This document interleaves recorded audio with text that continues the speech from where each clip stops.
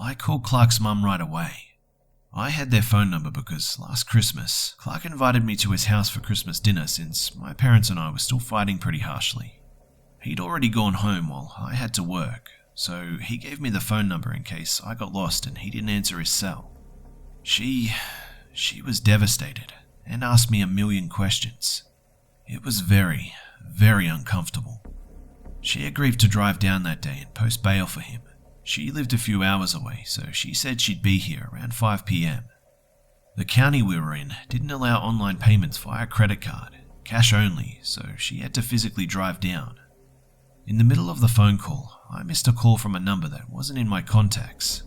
I called back and they answered immediately. Hi, I missed a call from this number. Hi, is this Zander? Yeah, who's this? Zander, I'm Katie's mum. Your parents gave me your number. Shit. Hi, I can't talk now. I'm in a rush and She cut me off. Have you heard from Katie? She didn't come home last night. Your mum gave me your number. Please tell me she's with you. She's not, I said. I'm not sure where she is. I have to go. I'll call you back. I hung up the phone. I didn't want to talk to her about Katie because I was about to file her missing person report. I walked over to the reception desk. I was just talking to an officer and then he arrested my friend and walked off. I need to talk to the officer on my other case about identity fraud. What case number? The lady asked. A while later, I was sitting in one of their interrogation rooms after asking for a private meeting. Detective Hernandez sat at the opposite end of the metal table. My 2 case files were on the table in front of him. He was glancing through them, trying to familiarize himself with the break-in report. A tape recorder sat between us. He pressed a button on the recorder and the tape started rolling. He stated his name, my case numbers, the date, and the time.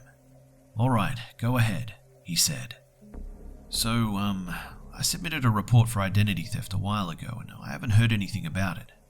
The FTC can take some time to respond, he replied. Well, now there's a new report for a break-in at my apartment. I was talking to another officer earlier and told him that I have a suspect for both crimes. Yes, the detective said, looking over one of the folders. He had both cases on the table. One David King, correct? Looks like it was written in your file. Yeah, David King. He used to be a friend of mine, but now he hates me. He's been targeting me. Targeting you? How? Most recently, he's kidnapped my girlfriend, Katie. That caught his attention. He pulled a pen from his front pocket. When was this? He asked, setting his pen on a blank page. Last night, when we went to go graffiti his house. He chased after us and pinned me to a table. He called someone on the phone and had them put Katie on the phone. I heard her voice and he claimed he kidnapped her to motivate me. Motivate you to do what? Hernandez asked. I told him about the Dare conversation, then about all the junk mail, my online accounts, the credit card fraud, my parents' credit being targeted, my car's windows, the break-in, my bank account being emptied, the graffiti incident, Katie's phone call, protecting Clark's bank and online accounts, and now Clark's arrest. Hernandez took copious notes. It just keeps escalating, I said in defeat. I watched Hernandez carefully, trying to gauge his reaction. I couldn't tell what he believed. I need more details about the phone call, he said at last. What did she say? What did you say? What did you hear on the other end? We talked through everything for an hour. Nothing I said was useful for finding Katie, but Hernandez sat back after I finished. Zander, I have to be honest, this all sounds very loose. I don't mean the crimes themselves, I mean the connections linking David to all of these crimes. There's nothing that can be done about the identity theft until the FTC have finished their investigation. The break-in, broken windows, hacked accounts and emptied bank account will have to produce their own evidence to prove that David committed each one. To you, this is all one timeline of events, but to the law, they are separate crimes that have to be treated with no regard for past actions, he said. His tone was reasonable and concerned. I believe you, but I can't make an arrest without witnesses or hard evidence. Your story is circumstantial at best, but I do believe you when you say that they are connected. Finally, someone who believes me. What have the tech said about the break-in? I asked. They said they found a few fingerprints. All the fingerprints found belong to each of you and a few other people who used to live there.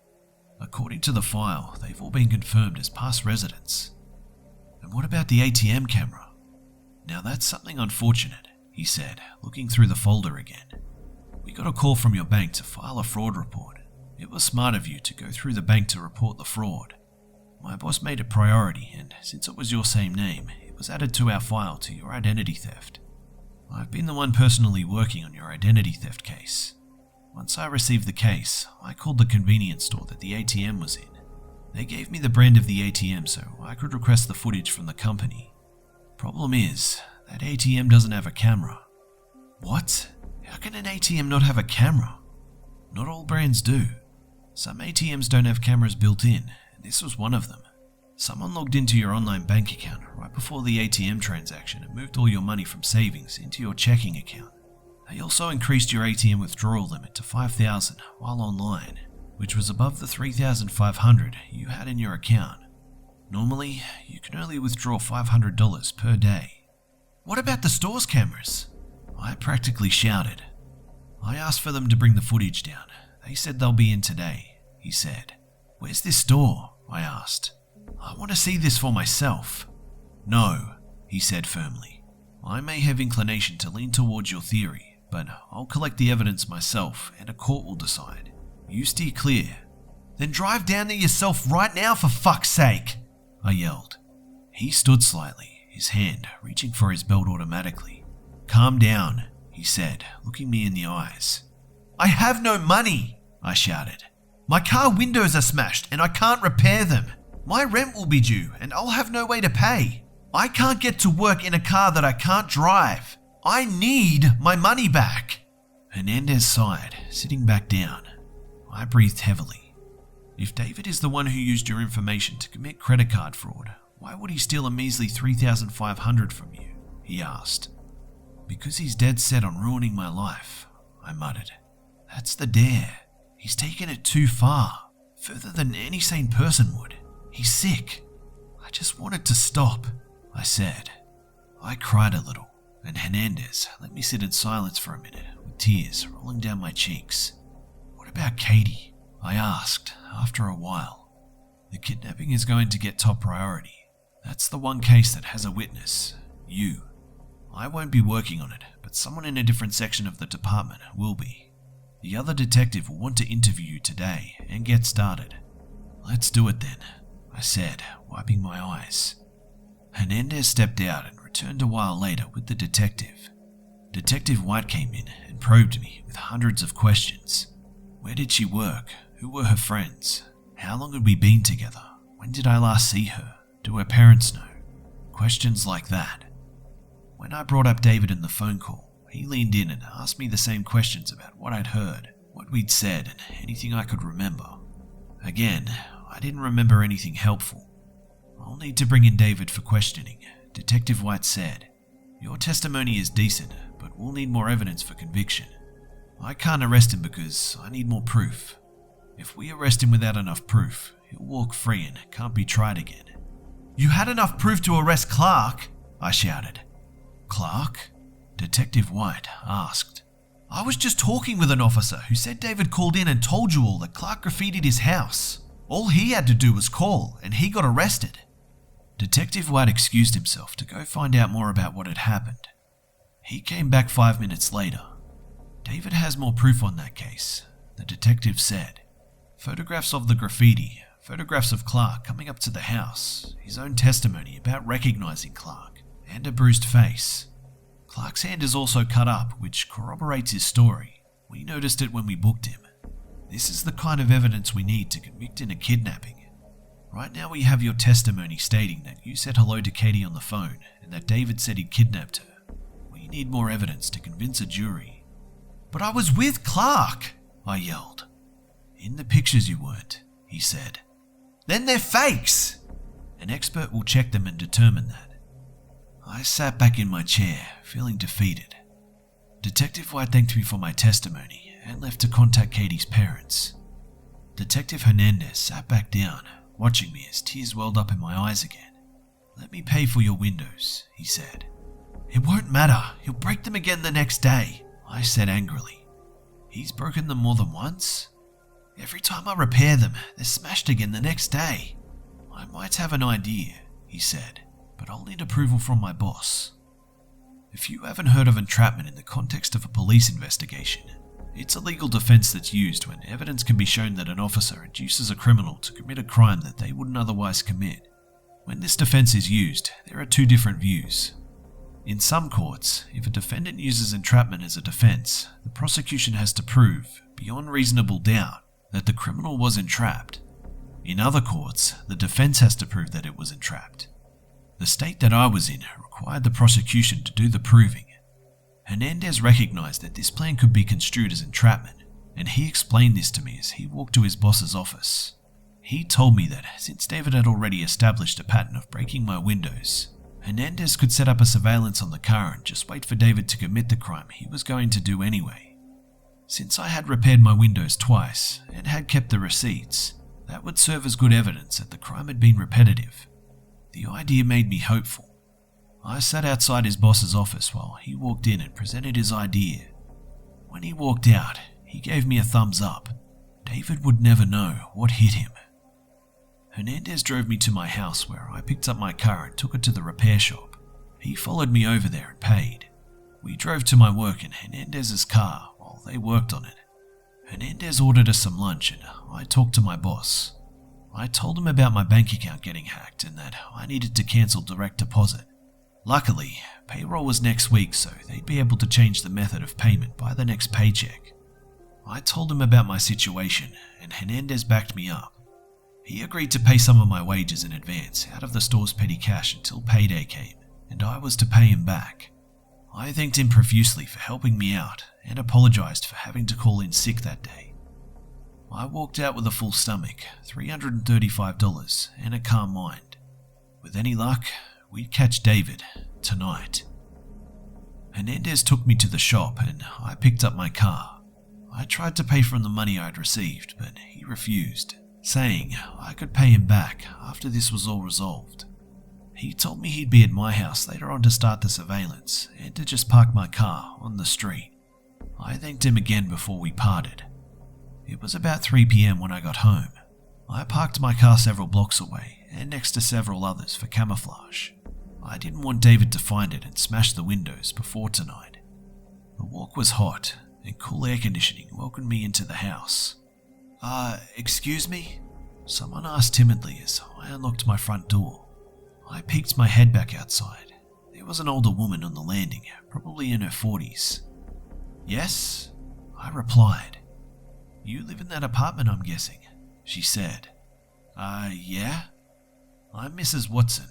I believe you and my son are roommates."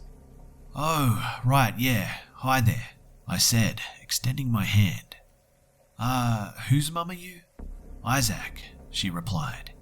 "He and I were supposed to be driving out of state to visit family yesterday, but he never showed up." A chill ran up my spine.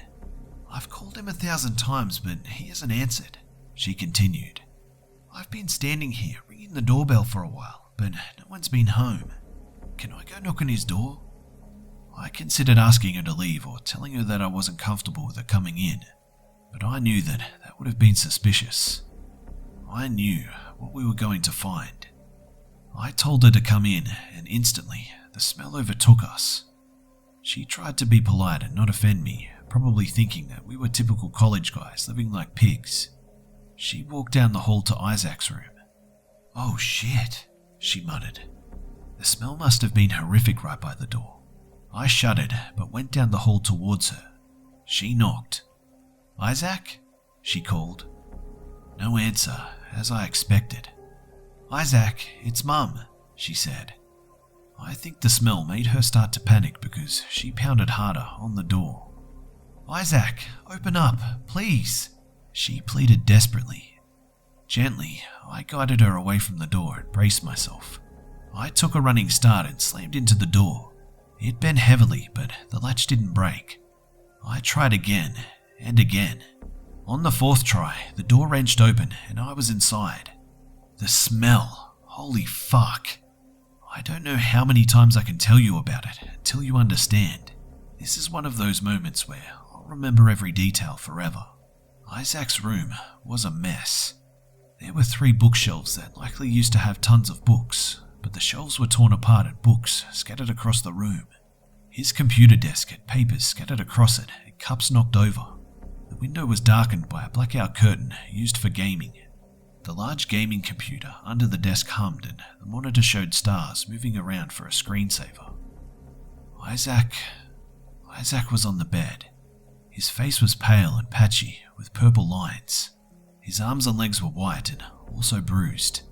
An extension cord trailed off the bed, the middle being wrapped around his neck several times.